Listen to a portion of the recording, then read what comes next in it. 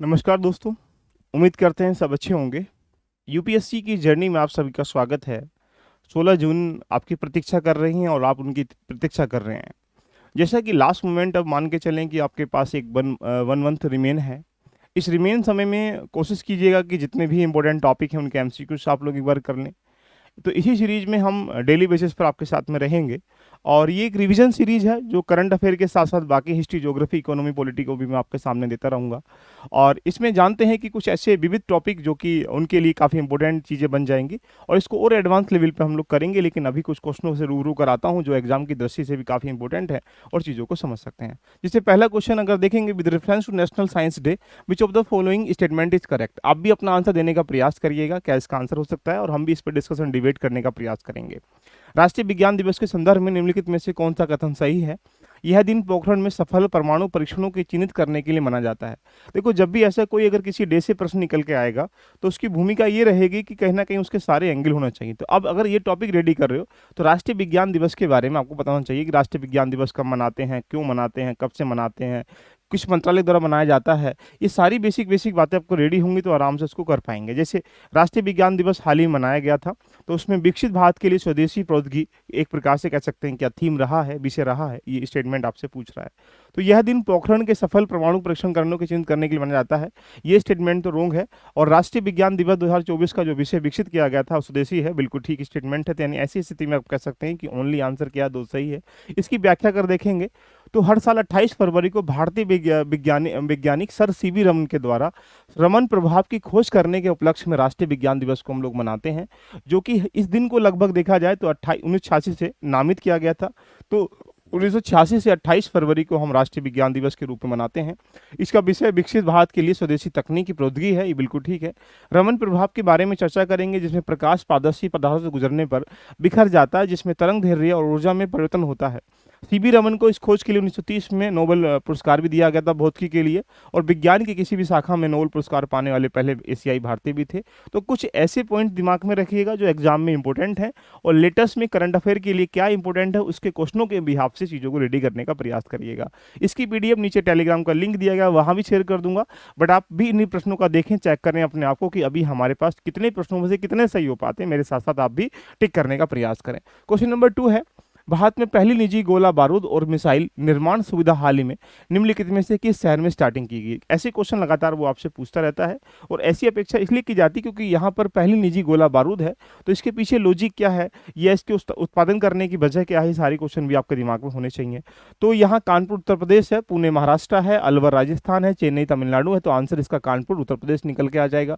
क्या है, हाल ही में निजी क्षेत्र में पहली बार अडानी डिफेंस एंड एरोस्पेस के द्वारा कानपुर उत्तर प्रदेश में गोला बारूद मिसाइलों के लिए निर्माण के लिए 2 सुविधाएं खोली गई हैं। 500 एकड़ में फैले इस दोहरे सुविधा परिसर का उद्घाटन सेना प्रमुख जनरल मनोज पांडे उत्तर प्रदेश के मुख्यमंत्री ने किया था। कानपुर परिसर में दक्षिण एशिया में सबसे बड़े एकीकृत गोला बारूद निर्माण करने वाली परिसर में बनने वाले को तैयार किया जाएगा। अडानी डिफेंस एंड एरोस्पेस में से एक बयान में कहा गया है कि सुविधाएं सशस्त्र बलों को और सैनिक बलों को, पुलिस के लिए उच्च गुणवत्ता वाले छोटे, मध्यम और बड़े कैलिबर के लिए गोला बारूद का उत्पादन करेगी। तो ये काफी अच्छा स्टेटमेंट क्वेश्चन है। तो इसका आंसर क्या निकल के आ जाएगा, ए। क्वेश्चन नंबर बात करते हैं 3 की तरफ। 3 बोल रखा है और बड़ा अच्छा स्टेटमेंट देखने को मिल रहा है, with reference to the Sudarshan Setu. देखिएगा कितना अच्छा क्वेश्चन देखने को मिल रहा है। सुदर्शन सेतु हाल ही में चर्चाओं में भी रहा था। तो ये क्वेश्चन पूछ रहा है कि यह गुजरात राज्य में बनाया गया था। हाँ बिल्कुल ठीक है, गुजरात राज्य में बनाया गया है। यह भारत का सबसे लंबा केबल स्टेट ब्रिज है, बिल्कुल ठीक है, केबल स्टेट ब्रिज है।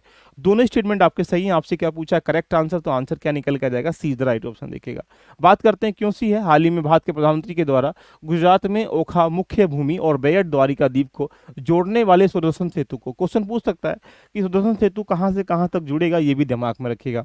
जिसमें लगभग 980 करोड़ रुपए खर्च होने की लागत की उम्मीद है या लगाया गया है। देश का सबसे लंबा केबल स्टेट ब्रिज है, जिसकी लंबाई जो है यहाँ पर 2.3 किलोमीटर के आसपास है। तो इसलिए आंसर क्या निकल के आ जाएगा, इसका सी, बोथ राइट। क्वेश्चन नंबर बात करते हैं 4 की। ये काफी अच्छा स्टेटमेंट देखने को मिल रहा है। देखिएगा, रायसीना डायलॉग के संदर्भ में अभी हाल ही में चर्चाओं में भी रहा था। यह भू राजनीतिक पर भारत का प्रमुख सम्मेलन है, जिसमें वाणिज्य और उद्योग मंत्रालय द्वारा आयोजित किया गया था। 2024 का संस्करण विषय एक पृथ्वी एक परिवार एक भविष्य है। तो आपसे क्या पूछ रहा है, देखिएगा, which is the given statement are correct. देखिएगा ना तो पहला सही है ना दूसरा सही है। तो आंसर क्या निकल के आ जाएगा, बोलेंगे सर इसका 4 का डी इज राइट ऑप्शन। क्यों सही नहीं है, बात करते हैं। रायसीना भू राजनीतिक भू अर्थशास्त्र पर भारत का एक प्रमुख सम्मेलन है जो अंतर्राष्ट्रीय अंतर्राष्ट्रीय समुदाय के सामने आने वाले जो भी चुनौतियां हैं उन मुद्दों को सुलझाने के लिए एक प्रतिबद्ध है। सम्मेलन का आयोजन ऑब्जर्वर रिसर्च फाउंडेशन के द्वारा भारत में सरकारी विदेश मंत्रालय के तहत साझेदारी में किया गया है और कई संस्थानों ने मिलकर इसमें क्या किया, समर्थन करने का भी प्रतिबंध जताया गया है। बात करते हैं क्वेश्चन नंबर 5 की। 5 पे अगर देखेंगे तो क्या लिखा, chevalier de la legion de honour. काफी अच्छा स्टेटमेंट देखने को मिल रहा है कि ये एक प्रकार से कथन पर विचार करना है। यह फ्रांस का सर्वोच्च नागरिक पुरस्कार है जिसे नेपोलियन बोनापार्ट के द्वारा स्थापित किया गया था। बिल्कुल ठीक स्टेटमेंट है। प्रधानमंत्री नरेंद्र मोदी जी द्वारा सम्मान पाने वाले भारत के पहले व्यक्ति हैं, ऐसा नहीं है, दीक्षित साहब भी पहले थे, तो यानी पहला स्टेटमेंट सही है। दूसरा आपका रोंग है, तो आंसर क्या निकल के आ जाएगा, इज द राइट ऑप्शन देखिएगा। क्या इसकी व्याख्या देख लेते हैं। शशि थरूर को सेवेलियर डे रीजन डे ऑनर पुरस्कार अभी हाल ही मिला गया था, इसलिए चर्चाओं में बैठा था। Chevalier de legion de honour knight of the legion of honour, जिसे की स्थापना नेपोलियन बोनापार्ट ने 1802 में स्थापित किया गया था।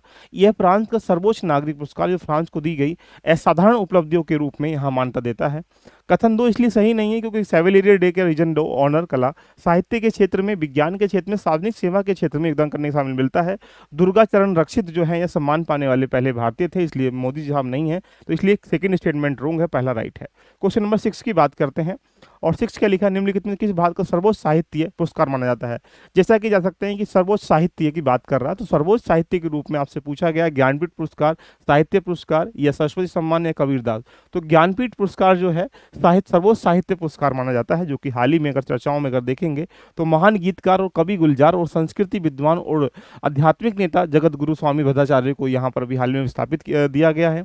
2061 में स्थापित ज्ञानपीठ पुरस्कार भारतीय संविधान में मान्यता प्राप्त 22 अनुसूचित जो भाषाओं में से किसी में भी अगर साहित्य में उत्कृष्ट योगदान के लिए प्रतिवर्ष दिया जाता है। 2013 से अंग्रेजी भाषा में भी दिया जाता है, तो यानी कुल मिला के देश का सर्वोच्च साहित्य सम्मान के रूप में से ज्ञानपीठ के रूप में जानते हैं। तो आंसर क्या है इसका, is right option. Question number अगर हम बात करेंगे, हाल ही में भारत रत्न ने सम्मानित MS स्वामीनाथन के संदर्भ में कथनों पर विचार करिएगा। चर्चाएं इसलिए कि स्वामीनाथन को भी भारत रत्न से नवाजा गया है, तो उन्हें आलू अनुवंशिक की समझ और रूढ़ योगदान के किस्मों के विकास में महत्वपूर्ण योगदान दिया था, बिल्कुल ठीक है। संयुक्त राष्ट्र पर्यावरण कार्यक्रम UNEP ने संरक्षण और पर्यावरण संरक्षण के क्षेत्र में योगदान कर उन्हें आर्थिक परिस्थिति तंत्र का जनक भी कहा था, बिल्कुल ठीक है, दोनों स्टेटमेंट सही हैं। चर्चाओं में क्यों है देख लेते हैं। हाल ही में भारत की खाद्य सुरक्षा हासिल करने में मदद करने के लिए कृषि वैज्ञानिक MS स्वामीनाथन को भारत रत्न दिया गया है, इसलिए पहला स्टेटमेंट बिल्कुल सही है। हरित क्रांति स्वामीनाथन के द्वारा 1960-70 के दशक में भारत में हरित क्रांति की महत्वपूर्ण भूमिका निभाई थी। उन्होंने गेहूं चावल की उच्च उपज देने वाली HFI जिसको हाइब्रिड वैरायटी के नाम से जान सकते हैं, विकसित किया गया। उन्हें आलू आनुवंशिकी की समझ और दृढ़ प्रतिरोधी आलू की किस्मों के रूप में भी हमें यहाँ पर जानते हैं। बात करते हैं क्वेश्चन नंबर 8 की। 8 क्वेश्चन अगर देखेंगे तो क्या लिखा है, भारत रत्न के संदर्भ में कथनों पर विचार करिएगा। ऐसा कोई औपचारिक प्रावधान नहीं है कि भारत रत्न प्राप्त करता भारतीय नागरिक होना चाहिए। अगर इस स्टेटमेंट की तरफ अगर जाते हैं तो ये बिल्कुल ठीक है कि भारत विदेश को भी हम दे सकते हैं। यहाँ पर नेल्सन मंडेला भारत के सम्मानित होने वाले एकमात्र भारतीय थे, ऐसा नहीं है, देख लीजिएगा। तो पहला स्टेटमेंट यहाँ पर कह सकते हैं सही है, दूसरा स्टेटमेंट यहाँ रोंग है, तो आंसर क्या निकल के जाएगा, बोलेंगे ए इज द राइट ऑप्शन। क्या इसका, मोदी जी ने घोषणा की चौधरी चरण सिंह बापकी लोगों को अभी हाल ही में दिया गया है, हाल ही में लालकृष्ण आडवाणी को भी रत्न दिया गया। देश का सर्वोच्च नागरिक पुरस्कार जो बिना किसी भेदभाव के किसी व्यक्ति को दे सकते हैं। व्यक्ति का मतलब भारत का भी हो सकता है, विदेश का भी हो सकता है। ऐसा कोई औपचारिक प्रावधान नहीं है कि भारतीय रत्न पाने वाला ओनली भारत का ही नागरिक हो। 1980 में प्राकृतिक भारतीय नागरिक मदर टेरेसा को और 1987 में पाकिस्तान के खान अब्दुल गब्बार खान को और 1990 में पूर्ण दक्षिण अफ्रीकी राष्ट्रपति नेल्सन मंडेला को यहाँ पर दिया गया था। तो पहले 1980 में मदर टेरेसा को यहाँ पर दिया गया था। तो आंसर क्या निकल के आ जाएगा, ये। क्वेश्चन नंबर 9 की बात करेंगे। 9 भी बहुत अच्छा स्टेटमेंट देखने को मिल रहा है। हाल ही में खबरों में रहे ग्रेमी पुरस्कार, आपसे पूछ रहा है ग्रेमी पुरस्कार किसके संबंध में हम लोग देते हैं, कथनों पर किसका विद्या से संबंधित है, फिल्म से, थिएटर से, नृत्य, संगीत से। तो इसका आंसर क्या है, संगीत से संबंधित है। क्यों चर्चाओं में है, संगीत ग्रेमी पुरस्कार के रूप में हम इसे जानते हैं। ग्रेमी पुरस्कार जिन्हें आधिकारिक तौर पर ग्रेमी के रूप में जाना जाता है, संयुक्त राष्ट्र अमेरिका में प्रमुख संगीत पुरस्कार है, जो विश्व स्तर पर कहना कि सबसे प्रतिष्ठित पुरस्कारों में से एक माना जाता है। इसका उद्देश्य ये है विभिन्न शैलियों श्रेणियों में संगीत उद्योग को उत्कृष्ट करने के लिए उपलब्ध कराता है। क्या रिकॉर्डिंग अकादमी संगीत पेशर की एक मतदान सदस्य के रूप में कार्य करते हैं। सालाना आयोजित किया जाता है, आमतौर पर इसे फरवरी में हम यहाँ पर देते हैं। स्थान अलग अलग होता है, आमतौर पर लॉर एलियंस में या फिर न्यूयॉर्क शहर में इसको प्रमुख शहरों में वितरण भी करते हैं। तो आंसर क्या है इसका, बोलेंगे ग्रेमी संगीत पुरस्कार है, देखिएगा। क्वेश्चन नंबर 10 की बात करेंगे। मेघालय में जातीय समूह के संदर्भ में कथनों पर विचार करिएगा। मेघालय में सबसे जातीय समूह खासी, गारो, जयंतिया हैं। देखिएगा काफी अच्छा स्टेटमेंट देखने को मिल रहा है कि खासी, गारो, जयंतिया मेघालय की प्रमुख जनजाति जातीय समूह है। जयंतिया जाति में परिवार की सबसे छोटी बेटी को पारिवारिक संपत्ति विरासत में मिलती है। ये स्टेटमेंट भी ठीक है। दोनों स्टेटमेंट अगर सही है तो आंसर क्या निकल कर जाएगा, बोलेंगे सी राइट ऑप्शन। देखिएगा क्या है, मेघालय में कई अलग अलग जनजातियां निवास करती हैं जिन्हें प्रमुख खासी, गारो, जैतिया के नाम से हम लोग जानते हैं। गारो पश्चिम में करती है, खासी मध्य में करती है, जयंतिया पूरब में। तो ये भी याद रखेगा कि मेघालय में कहाँ कहाँ कौन कौन सी जनजातियां रहती हैं। जयंतिया इस जाति पनार या सिंगोट के नाम से भी हम लोग जानते हैं। आष्ट्रीय जाति के हिनोवेटा समुदाय संबंधित है जिनका साम्राज्य सबसे पुराना था और जयंतिया पहाड़ियों के आसपास यहाँ सबसे व्यापक रूप में फैला हुआ था। दो की तरह अन्य जनजाति भी मां सत्तात्मक हैं जहां पर परिवार की सबसे छोटी बेटी को पारिवारिक संपत्ति विरासत में मिलती है।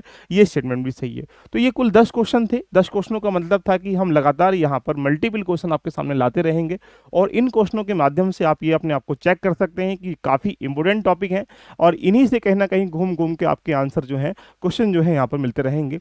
तो इस करंट अफेयर की सीरीज में विविध भी बाकी सब लगातार बहुत जल्दी आपके सामने आते रहेंगे। कैसी लगी चर्चा एक बार कमेंट बॉक्स में जरूर बताइएगा और बाकी सब मिलते हैं नेक्स्ट सेशन में। All the best, love you all of you, bye bye, take care.